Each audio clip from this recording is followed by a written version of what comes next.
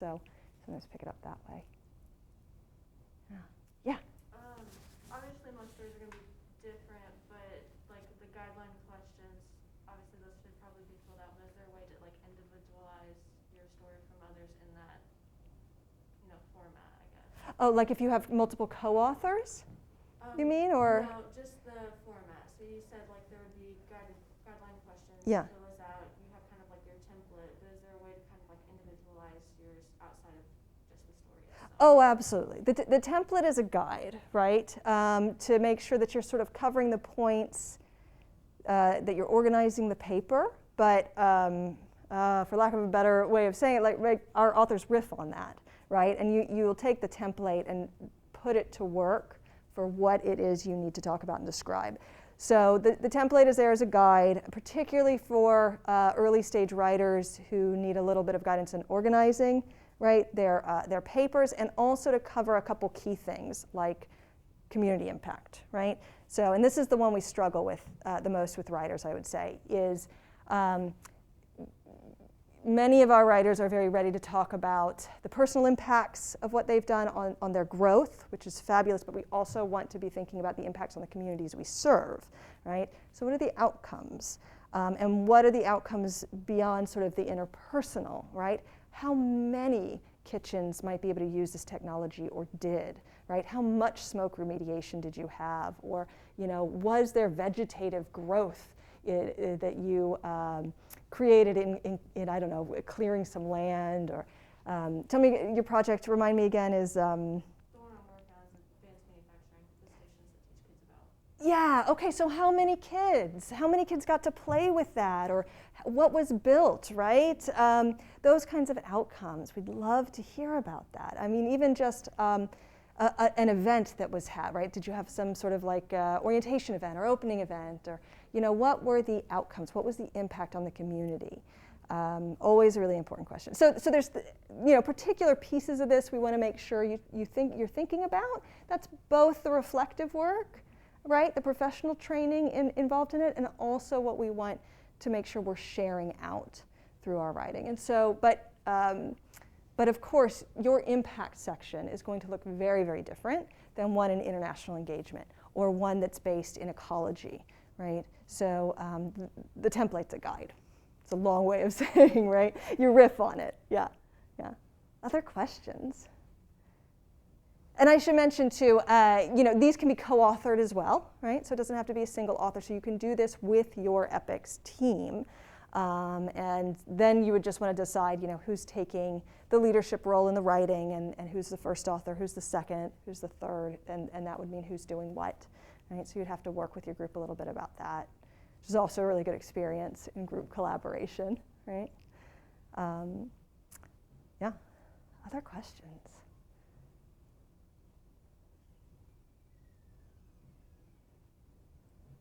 All right, so I'm going to take a few minutes, and I might as well, we can pass around, what I have is an ideation worksheet, and if you can QR code it too and have access to it on Google Drive. Pass these around. I'll just let you pass some of these around to each other, okay? So why don't, if you're up for it, let's take maybe 5-10 minutes, and you can go through. This is not the template I'm describing for the per submission guideline. This is just an ideation sheet to kind of think about, what do I have that could be written about, right? And I think you'd be surprised to find there's more here than maybe you realize. So take about 10 minutes, go through and just fill this out, and we'll talk about it, all right? Okay.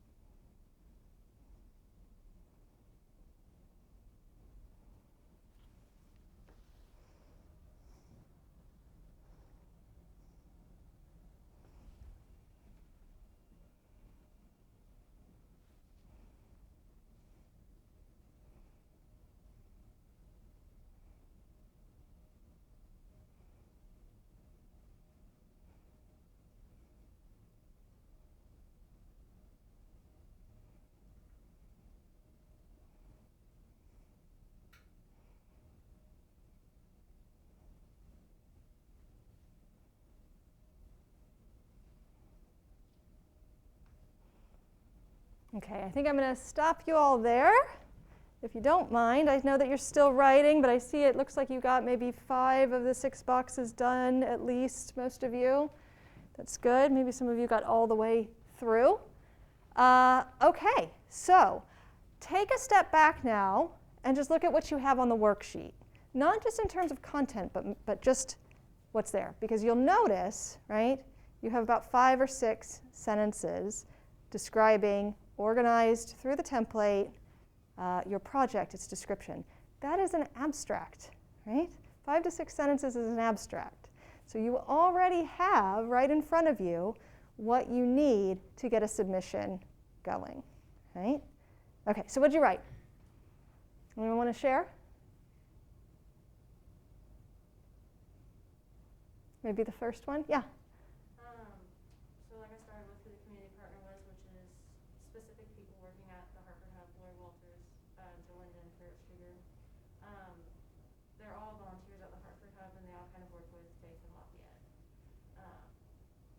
And then some other stakeholders would be the children that attend the Hartford Hub. They usually go there after school, and the volunteers there help them with their homework and have a little playtime and study time and things like that. And then we're also hoping that as a whole, it also helps the community as a whole. So then, like, what is the need or problem? We kind of had 2 for our team. The first one was the advanced manufacturing. They want to teach kids about different techniques and things like that, and then also show them that these different companies in the community utilize these techniques. But then their other thing was they wanted to teach kids about financing and budgeting. So that was another thing they wanted us to kind of look at and work on. So then for the project, what we decided to do is for the advanced manufacturing, 2 tables with revolving stations. So that every once in a while when they think, oh, the kids have played with this enough, we'll move to the next one. And we have different stations. Some of them may stay out longer than others because we had like the tablet idea that had videos and games that teach about all different forms of advanced manufacturing techniques. And then we have the circuit station, and then we have the robotics station. We have a robust manufacturing game that we're hoping to put on a separate tablet. And then for the financing, a board game with rules and restrictions that teach you how to form your budgeting and financing, and then also still balance a little bit with life. Some fun points are added in there, like if you're able to do an activity, but it is restricted by how much you're working and things like that. So sometimes when you have a full-time job, you can only do 2 main fun things in the year or something like that. So we kind of balance that out within it, and hopefully they're able to learn from that. And then, so yeah, those were kind of the intended that we want them to learn. And then community impact, we're kind of hoping that the kids are able to learn these different things and maybe consider them either as like job opportunities or hobbies in the future with the advanced manufacturing. It is something Lafayette's kind of needing as people in advanced manufacturing positions. So that's something we're kind of looking at, hoping it might help a little bit, and the long spectrum of things. And then financing, hopefully it'll help the kids. Yeah. Okay. All right. Wonderful. Thank you. So you see, and in fact, you have a lot more there than just what you've written, because you have a 5 to 6 sentence abstract, well organized, to tell us what, who, why, what you did, its outcomes, right? You also notice, right, you're already thinking about community impact. So now you've set yourself to the task of, oh, this is what we want to get, but now you're also attuned as you're developing your project, right? So the writing and the project development really go hand in hand. It's not a finishing piece, it's a thinking piece. What impact do we want? And now you might be thinking about, how do I get metrics on that? How do I measure that? How do I demonstrate what that is? And that's going to change what you do in finishing up the EPICS project, right?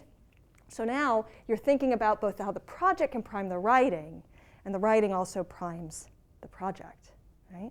Okay, you've got 3,500 words there, certainly, between, right, what you're writing on the sheet and what you're telling me, right? Think about how long it takes to just to describe each one of those sections that you're talking about, right? It takes time, it takes space, right? So don't feel intimidated by the word length. You'd be surprised. The harder thing in writing is always being concise, not being lengthy. It doesn't feel like that at the undergraduate level, but you'll quickly find when you're trying to describe something really like, robust that you've done, it actually takes a fair bit of words. So you've got the things you need, right? And now you've got the abstract in front of you. So what I would encourage you to do tonight, right?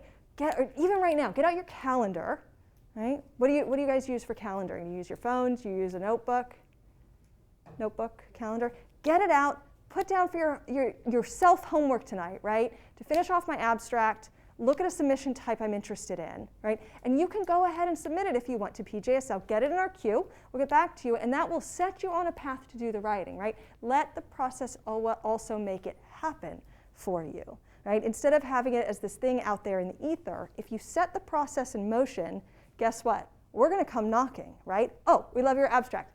Now it's time for you to start thinking about your manuscript. And you have a really long time because we're still in the midst of this current cycle, right? So I can get back to you and say, okay, here's a manuscript.